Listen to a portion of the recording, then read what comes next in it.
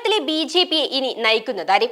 ഈ ഒരു ചോദ്യമാണ് കേരളത്തിൽ അങ്ങോളം ഇങ്ങോളം ഉയർന്നുകൊണ്ടിരിക്കുന്നത്.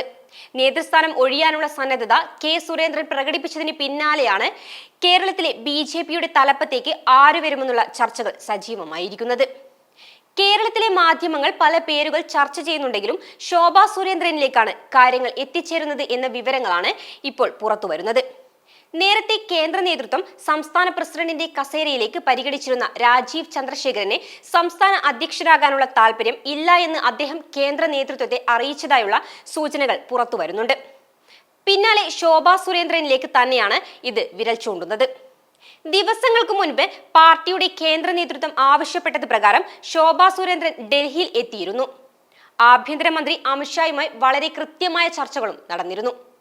ശോഭാ സുരേന്ദ്രനും അമിത്ഷായുമായി അടച്ചിട്ട മുറിയിൽ നടന്ന ചർച്ചകൾ കേരളത്തിലെ പാർട്ടി നേതൃനിരയിലേക്ക് വരുന്നതിനുള്ള ഒരു പച്ചക്കൊടിയായി മാധ്യമങ്ങൾ അതിനെ കാണുന്നുണ്ട്. എന്തായാലും വലിയ മാറ്റങ്ങൾ ബി.ജെ.പിയിൽ ഉണ്ടാകുമെന്ന് തന്നെ നമുക്ക് പ്രതീക്ഷിക്കാം. കൂടാതെ സംസ്ഥാനത്തെ ജില്ലാ അധ്യക്ഷന്മാരെ തീരുമാനിച്ചു കഴിഞ്ഞു. 14 ജില്ലകളെ 24 സംഘടനാ ജില്ലകളാക്കി വിഭജിച്ചു. ഓരോ ജില്ലകൾക്കും 2 അധ്യക്ഷന്മാർ വീതം. അങ്ങനെ പാർട്ടിയുടെ പ്രവർത്തനങ്ങൾ കൂടുതൽ ഊർജിതമാക്കാനാണ് ബി.ജെ.പിയുടെ കേന്ദ്ര നേതൃത്വം ആലോചിക്കുന്നത്. വരുന്ന നിയമസഭാ തദ്ദേശ സ്വയംഭരണ തിരഞ്ഞെടുപ്പിൽ വലിയ നേട്ടങ്ങൾ ഉണ്ടാക്കാനുള്ള നിർദ്ദേശങ്ങൾ ബി.ജെ.പിയുടെ കേന്ദ്ര നേതൃത്വം സംസ്ഥാന നേതൃത്വത്തിന് നൽകുന്നുണ്ട്. ഈ ഘട്ടത്തിലാണ് ബി.ജെ.പി ഇനി ആരെ നയിക്കണമെന്ന ചർച്ചകൾ സജീവമായത്. ചരിത്രത്തിൽ ആദ്യമായി കേരളത്തിൽ നിന്ന് ലോക്സഭയിലേക്ക് ഒരാൾ ജയിച്ചു കയറുന്നതും കെ സുരേന്ദ്രൻ സംസ്ഥാന അധ്യക്ഷനായിരുന്ന ഘട്ടത്തിലാണ്.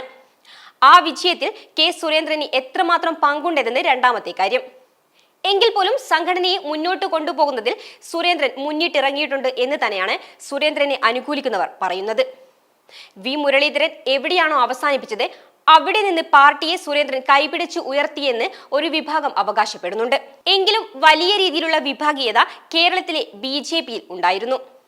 എന്നാൽ ദേശീയ തലത്തിൽ പ്രവർത്തിക്കുന്ന നേതാക്കന്മാർക്ക് ശോഭാ സുരേന്ദ്രനെ എത്രമാത്രം ഉൾക്കൊള്ളാൻ കഴിയുമെന്നതിനെ ആശ്രയിച്ചായിരിക്കും ശോഭാ സുരേന്ദ്രന്റെ അധ്യക്ഷ പദവിയിലേക്കുള്ള വരവ്.